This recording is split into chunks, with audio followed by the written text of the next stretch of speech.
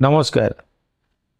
आंठु समस्या 80 ରୁ 90 भाग लोक जीवन काल भितर आंठु समस्या गति करती। तार कारण है ऑस्टियोआर्थराइटिस।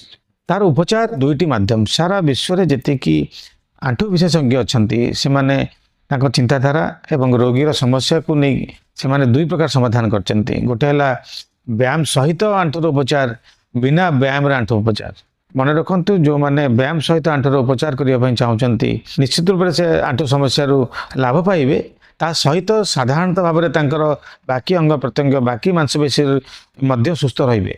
कि जो मैंने चाहते बिना व्यायाम आंठु ठीक करने से जदि बेड रेस्ट नियंती से माने चिकित्सा आरंभ हो जाए आंठुरे से आंठु जंत्रणा ठीक हो जाते। किंतु सही विश्राम समय से बाकी मांसपेशी दुर्बलता सृष्टि हो जाए। तेणु परामर्श मोर रही व्यायाम रास्तार जान।